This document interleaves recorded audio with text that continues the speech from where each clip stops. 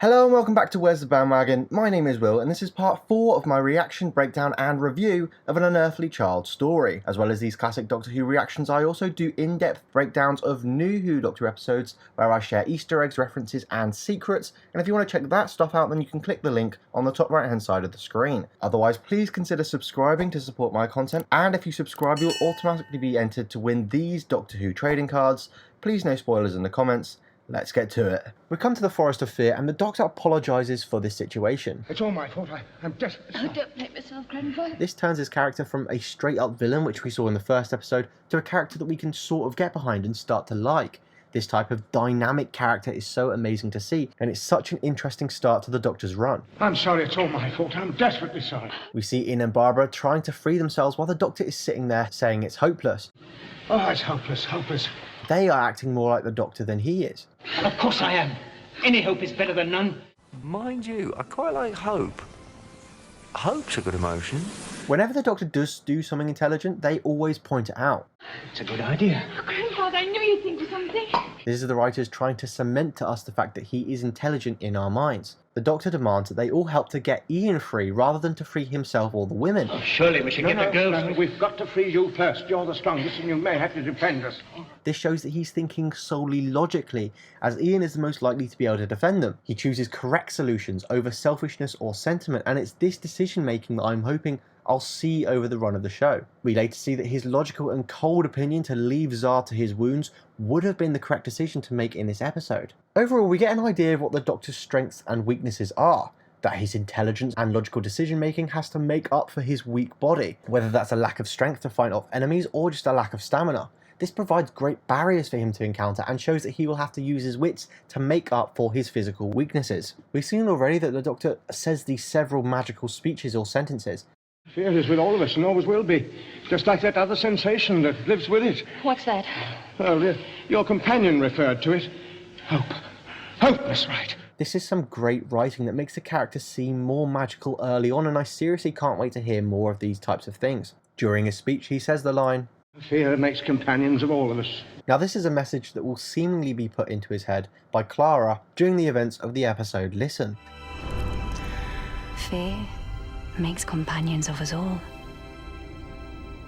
The old woman, who's scared of fire and change, comes to free our protagonists, and they run off. Again, we get this xylophone, quick, upbeat, jumbled music, which provides a perfect overlay to the chaos and the panic that they are feeling. We then get the timpani percussion music for them running. During the run, the Doctor has to pause for breath. This shows that he's not used to all this running yet.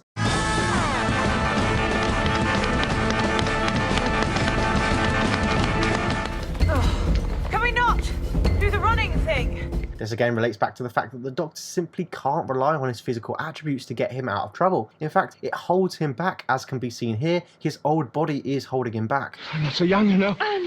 And we see that this obviously annoys him. When Ian checks up on him, the Doctor says, Don't keep on looking upon me as the weakest link of the party. This shows that he does not like being the liability or showing weakness. Barbara freaks out as she sees the beast in the forest, and the Doctor immediately disregards Barbara's claims. Oh, what nonsense. This shows us that he thinks down on human minds, and that their minds are so puny and that they are imagining things. Why are you so confident about it? I won't allow myself to be frightened out of my wits by mere shadows at all. We see Barbara finally break down about this whole situation. Ian, what's happening to us? Initially, she seemed to be a lot more calm than Ian about the travelling in the police box. It's almost as if now her adrenaline is wearing off and that she can finally see the mad situation for what it is. It's so great that when Ian was having a crisis, Barbara was there to help him, and now that she is having her realisation and is panicking, Ian is there to console her. They make for quite a team, and it shows that having these two aboard can really work, and that as newbies they can be there for each other. Ian discusses plans, and the Doctor says, Well, you seem to have elected yourself leader of this little party. which shows that the Doctor expects to be in charge due to his intelligence and thinking.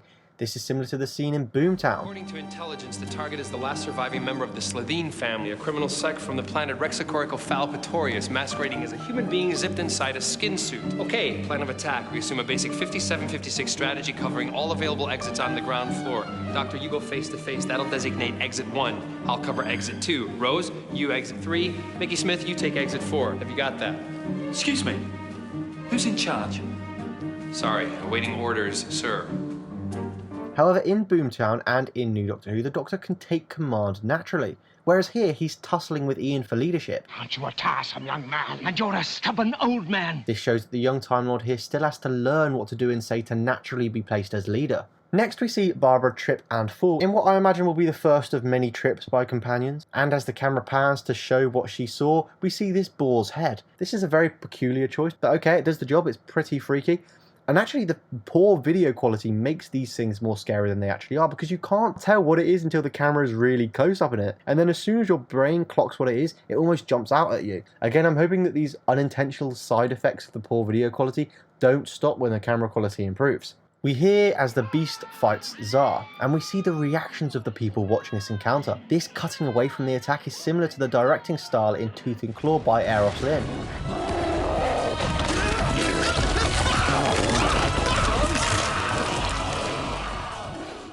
Now this cutting away from the action was probably done in this episode because they couldn't afford to make a beast costume and have it fight Tsar, but it surprisingly has the effect of making the attack seem really brutal and feel like the attack is too savage to be shown on camera. We will see something similar to this in The Firemaker when Tsar and Cal are fighting and the camera shows the reactions and faces of the people watching. Barbara refuses to leave Tsar to his wounds and is the first to show her humanity of going back to help him. Initially Ian is opposed to the idea as they have the opportunity to leave and go back to the TARDIS to escape. He eventually changes his mind and agrees until all but the Doctor want to help. The companions are good people and it's cool to see that. We see the bloodied body of Tsar. This show is very savage for the time. I expected this to be more censored. Barbara says that the Doctor treats everything as less important than himself. This has been shown to us throughout the episode so far, and this is in stark contrast to some of the actions in New Doctor Who, and I can't wait to see again how his character arc changes from this man to the man in New Doctor Who. You treat everybody and everything as something less important than yourself. You're trying to say that everything you do is reasonable, and everything I do is inhuman. Well, I'm afraid your judgment's at fault, Miss Wright, not mine. Haven't you realized if these two people can follow these, or if any of these people can follow us, the whole tribe might descend upon us at any moment? However, the Doctor comes back with a perfectly logical answer that the whole tribe might descend on them at any second. They need to get going.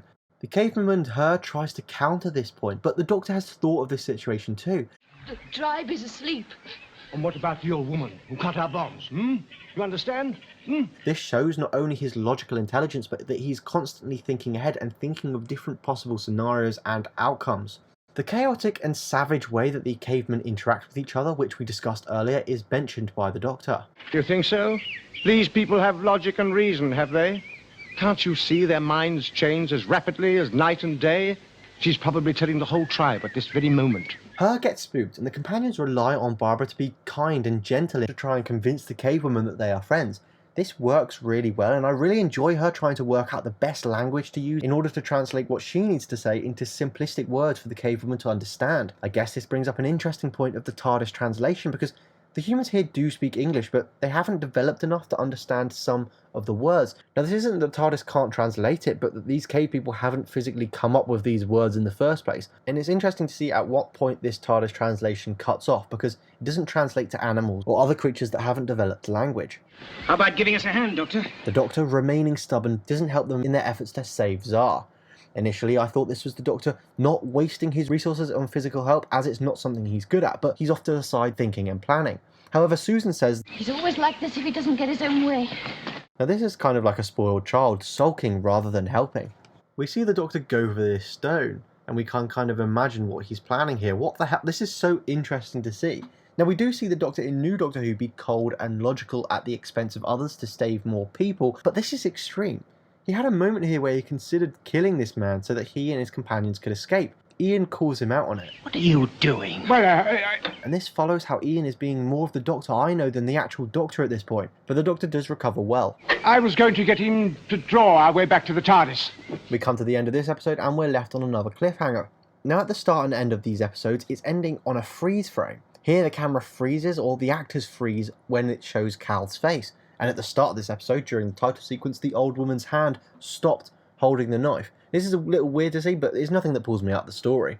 For those of you that don't know, I give a card out if I use one of your comments in a video, but I also pick random subscribers to win these cards every part 1 video. So here are the winners for this time. The winner out of the new subscribers is Joshua Wilson, and the winner of the existing subscribers is Zeke.